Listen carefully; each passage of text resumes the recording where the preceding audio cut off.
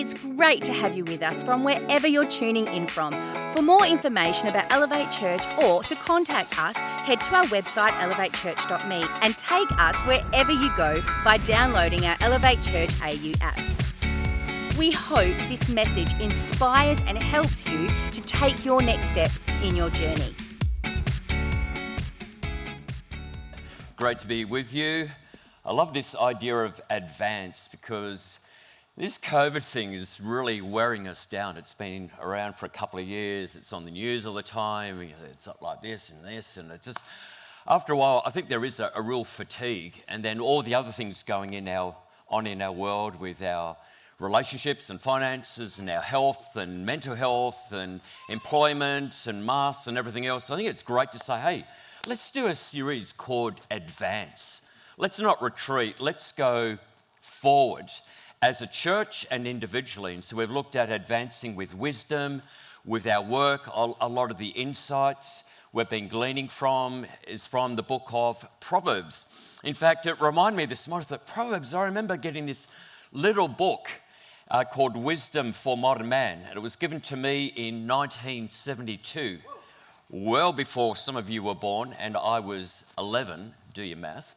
I was 11, and it was by a preacher's kid. He was in his early 20s, and he said, "A book to make a young man wise," John and Suzanne Roger. And so at an early age, I thought there is something unique about the book of Proverbs. It's very practical, it's down to earth, there's timeless wisdom. Even though there have been a lot of changes in technology and the way we do life and transport, everything else, humanity is humanity. And God's wisdom is God's wisdom. And so I'm going to introduce the idea of advancing, not solo, not like a Rambo, the solo man, solo woman, but the idea of let's advance in life with friends.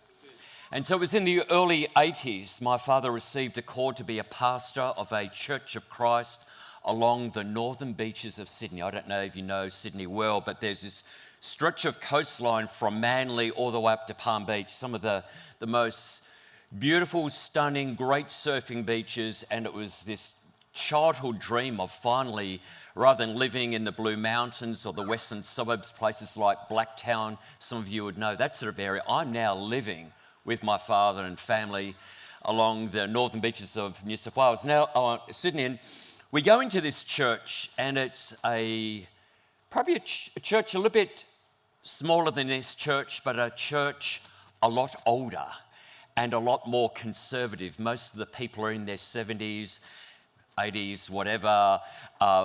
They're all, members of this church for decades. It's their church. They're wonderful people, but they're in this time warp of the 50s and 60s, and we're still singing hymns only to the piano and the organ. It was amazing that in this environment, and I'm thinking on that first service, good luck, Dad, because this is not going to be easy. Dad's wanting to not just be a preacher and a pastor, but he wants to, like Mark and others, want to bring some change. Anyhow, in this place, the young adults consisted of myself, my three sisters, and a guy called Kevin. And thankfully, Kevin was, and I called him Kev, but we end up becoming best of friends. Right from the start, he's a couple of years older than myself. We're in our early 20s. We're single, we're committed to the church, but we sense together there's more for this church. There's more to faith than showing up on a Sunday and singing a few songs that were written 100, 200 years ago with an organ and a piano. And they're wondering, we don't know why we're not growing. So, hey, I'm in my first year of Bible college. I can tell you why you're not growing. But Kev and I just hit it off. He was into surfing. He was into music. He had this little studio, the back of the house. He was into, playing bass guitar. I was learning electric guitar. He introduced me to bands like Kansas I'd never heard of before, and on his, the LP, Crank It Up. It was like awesome. We both followed Manly, a rugby league team. His house was about 1 kilometre from Brookvale Oval, so I'd watch Manly play. And then, somehow along the journey, we just started having prayer sessions. And we started praying for 10 minutes, and it eventually became an hour. We're praying for revival. We're praying for our families. His father wasn't a Christian. We're praying for each other that we'll one day find a girl. He called them babes. I need a babe, God.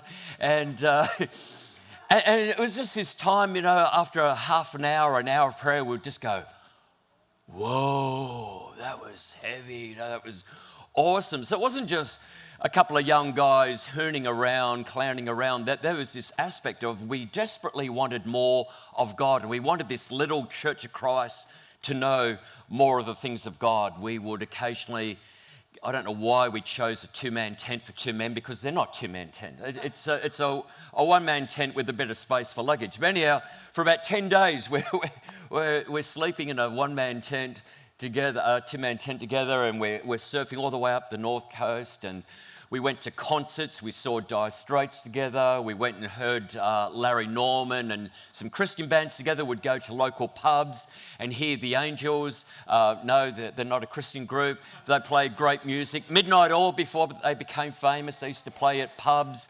400 people. And it's just, broken relationships with girlfriends or babes, as Kevin would call them. And it was just this sense of, there was just this amazing connection. So much in common, different but similar, passion and everything else. And I just realized that I advanced in life at an incredible rate, not because I was disciplined in prayer and studying the word. It was because of a friendship. I'm planted in a local church. I'm believing in my dad, go dad, and good luck. But there's this guy called Kev. We were doing life together and we were advancing together. As I talked about Kev, maybe you can think of a close friend in your life. Maybe you haven't seen them for a while. Sometimes you do, not in a bad way, but you go your separate ways.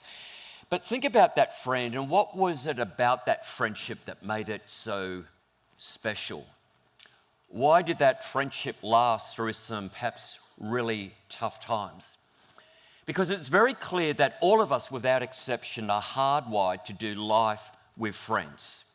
It's not good that the man is alone. And it's a reference to marriage, but I think it's just a reference to life. It's not good for a man or a woman to self-isolate and do life on their own. We need one another, although, let's face it, relationships can be very challenging. And so here we have the book of Proverbs, and you'll notice if you ever read the book of Proverbs, it's actually a woman speaking, which I think is radical at that time in a man's world. And God sovereignly thought, for this particular book, I'm going to speak through the mouthpiece of a nameless woman. And Eugene Peterson, paraphrasing Proverbs, actually called this woman Lady Wisdom. So in this message, as we advance with friends, when I make references to wisdom, it's not some abstract, impersonal set of principles and formulas and to-do lists. It is the heart and the voice of God.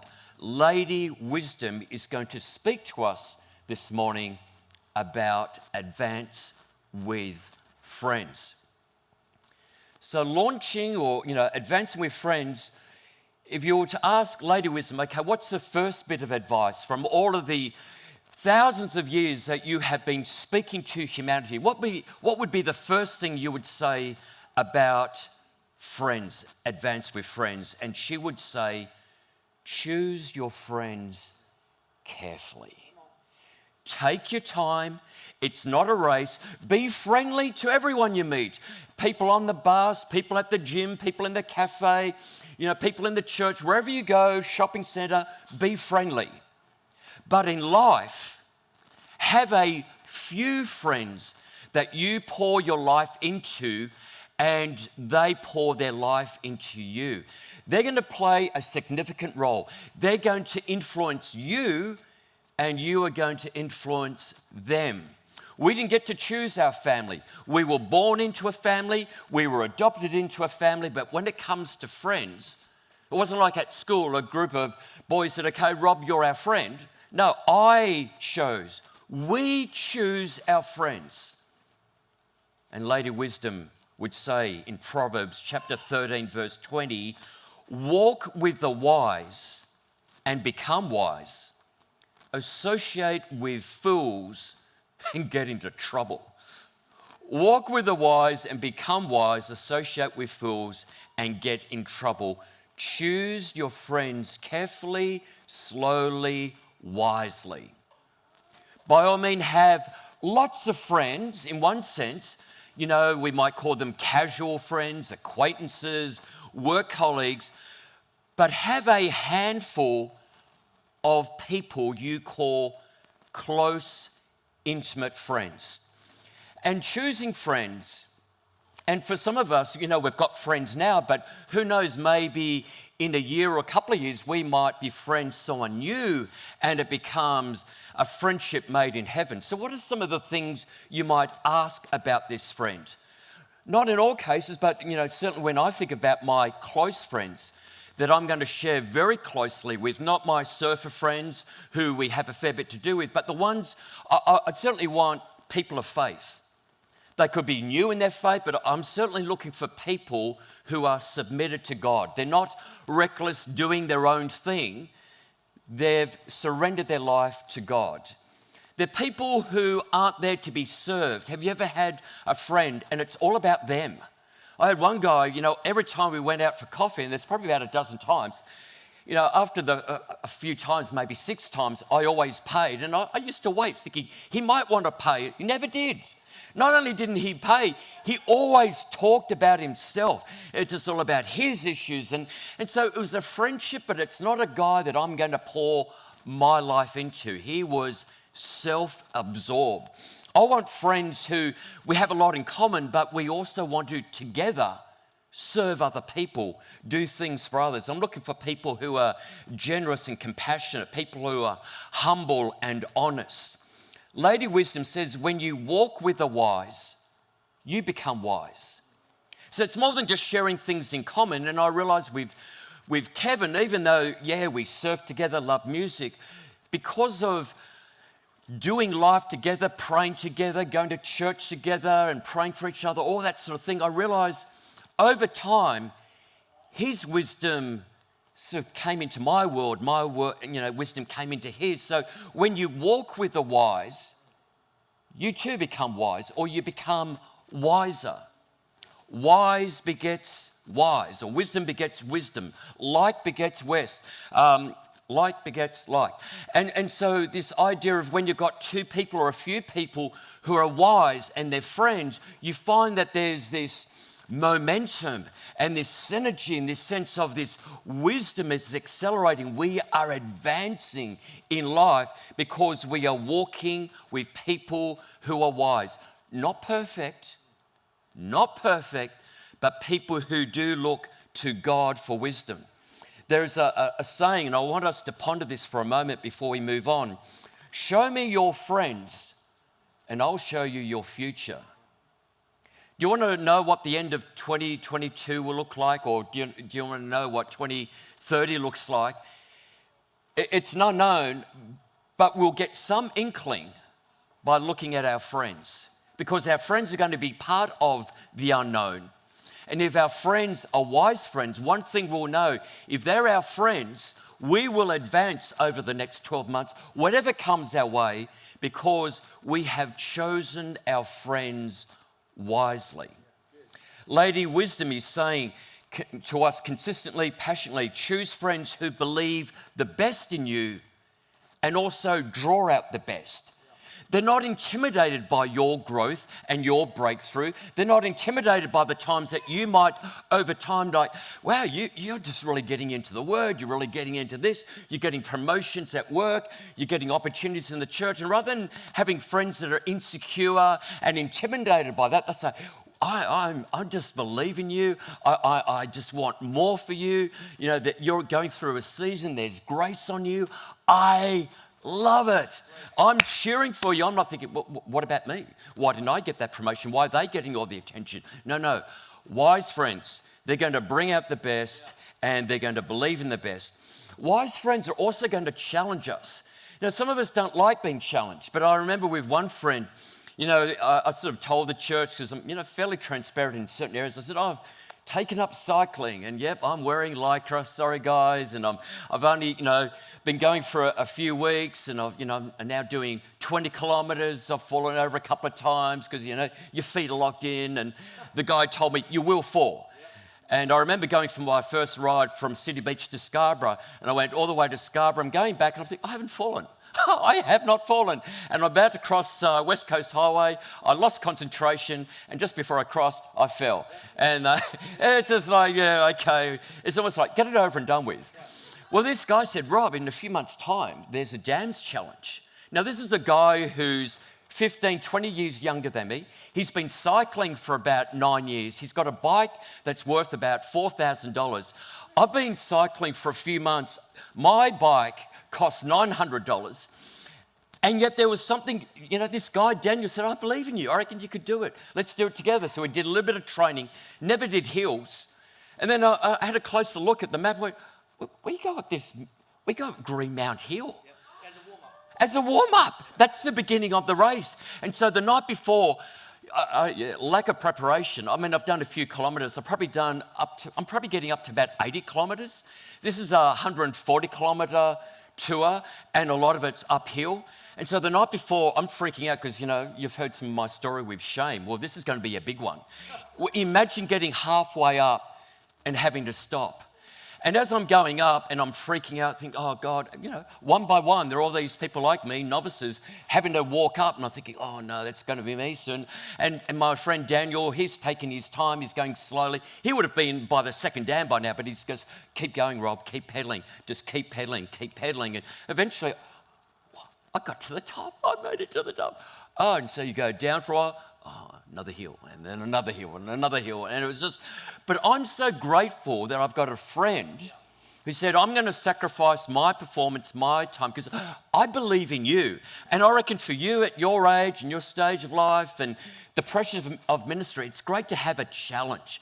Now, for your friends or you being a friend to others, it doesn't have to be about exercise or anything like that, but it might be about studying. It might be about being more involved in the local church. But to have a friend who says, I've just noticed this. What about together? Let's do this together, or whatever it might be. You want friends like that. You don't want just yes people. You want people who are really going to stretch you. So, Lady Wisdom says, walk with the wise and become wise, but then there's the other side. Associate with fools and get into trouble. And I'm sure, we've seen all of these different celebrities and elite sports people, very successful, and then their life imploded. You can always take it back to a decision they made with a friend who was reckless, who was foolish. They compromised their values. They've still got to take responsibility.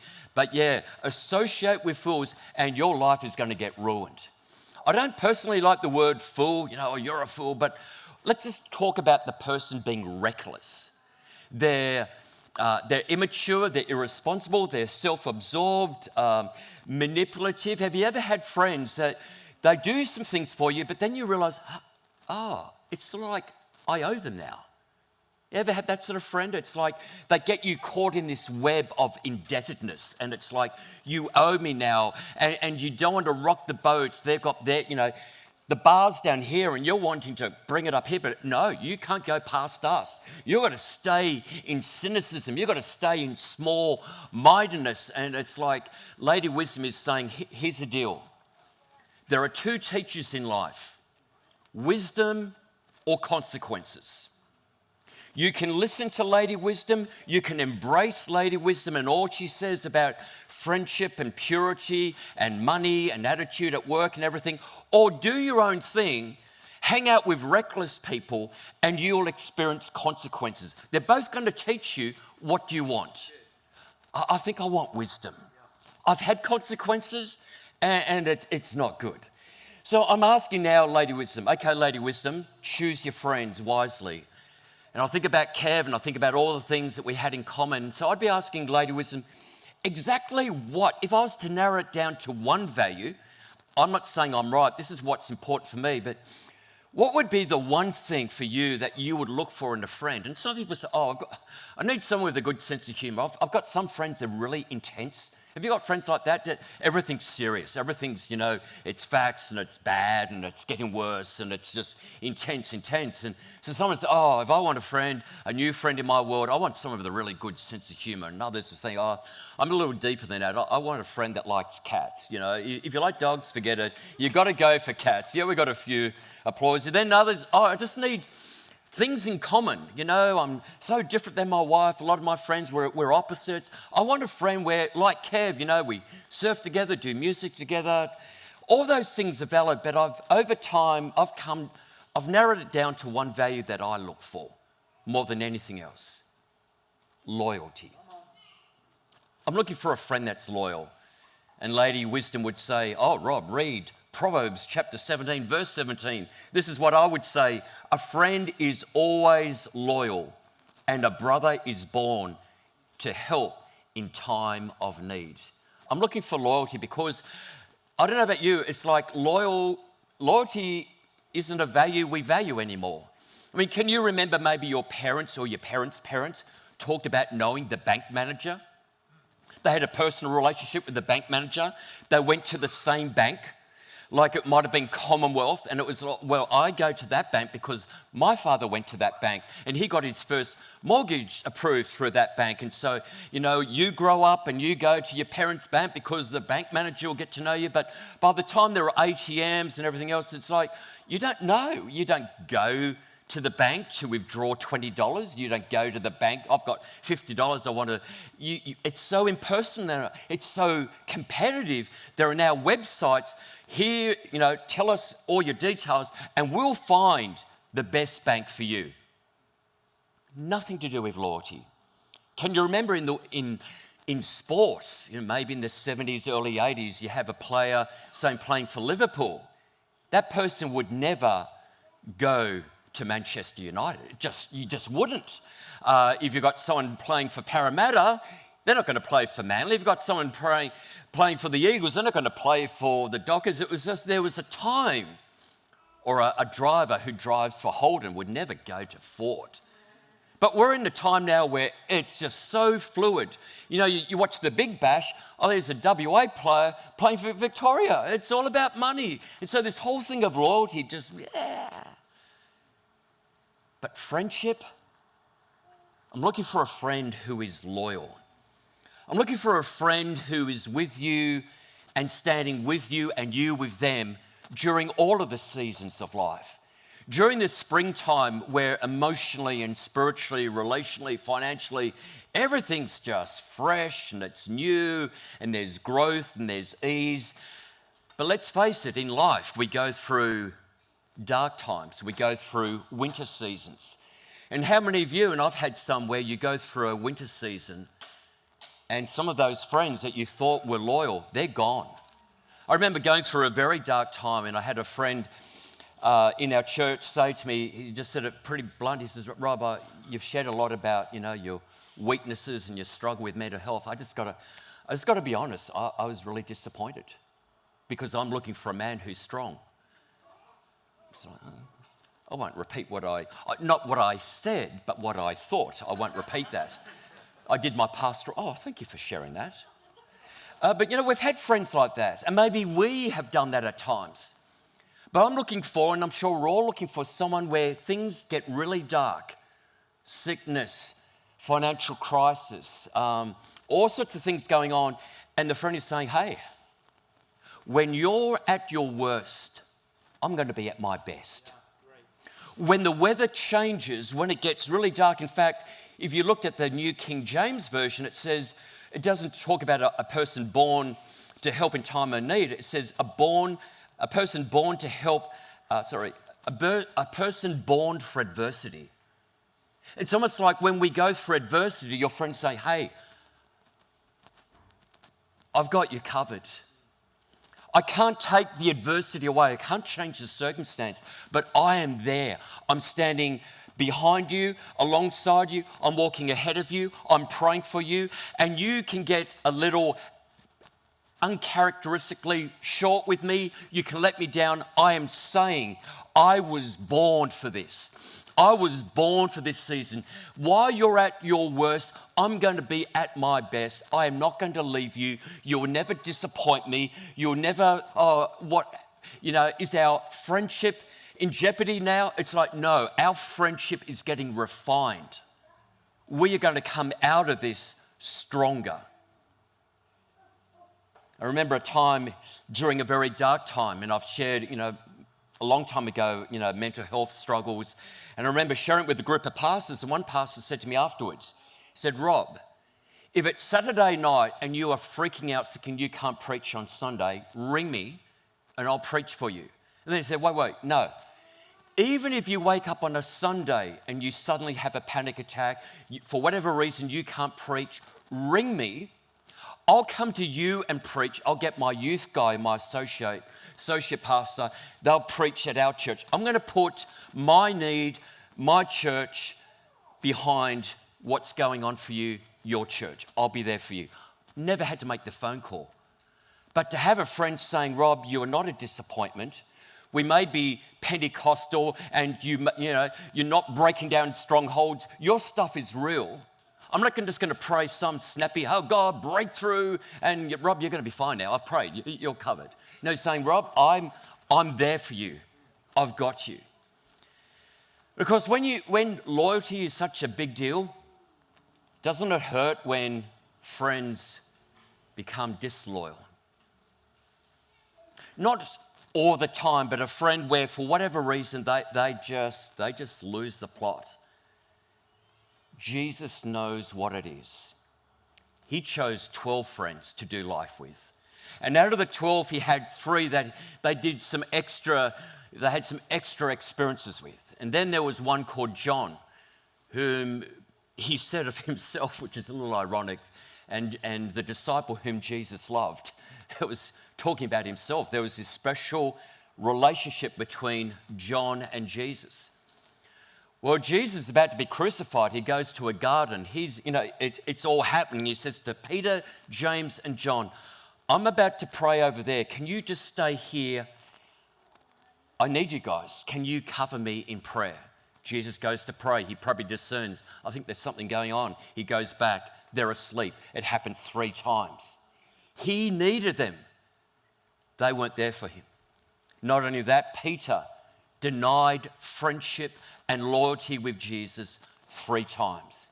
Because of all of his guilt and shame, you can imagine Peter and some of the others going back to fishing thinking, we're disqualified. I know Jesus is raised from the dead. I don't know what that means, but we're just going to go back to what we know, fishing.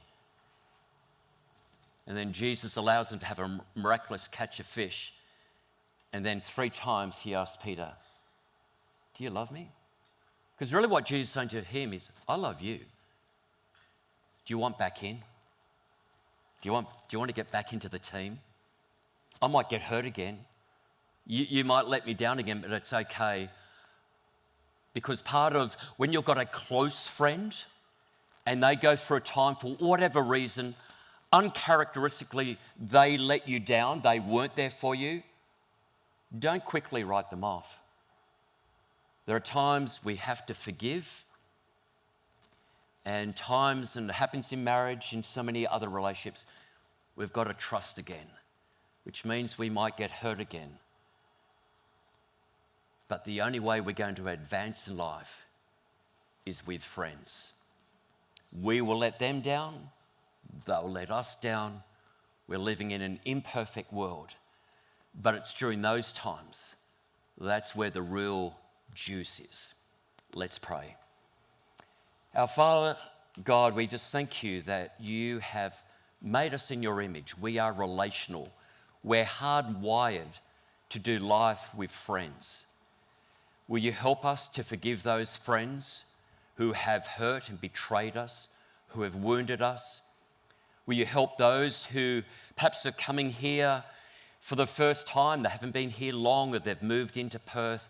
As they begin to make new friendships, Lady Wisdom, will you help them to choose wisely? We also pray for discernment with our friendships, that we will be loyal and faithful that will be there for each other, and we will advance, even though times might get worse before they get better. But we're going to advance with friends. We're praying for grace for our friends, grace for ourselves. And if times get dark, may we be there for each other, that we would say, I was born for adversity. Bless us. We thank you for your friendship, that you consider us your friends. Bless us now as we go our separate ways. We pray in Jesus' name. Amen. We really hope you got a lot out of this message. If you live in the Perth area, we'd love for you to join one of our live experiences. For times and directions, as well as information, head to our website, elevatechurch.me. For those of you beyond the Perth area, we'd love for you to connect with our online experience, which premieres every Sunday via YouTube and Facebook Live, and on demand immediately after. And to partner with us to reach more people by giving financially, head to our website, elevatechurch.me, and also download our Elevate Church AU app.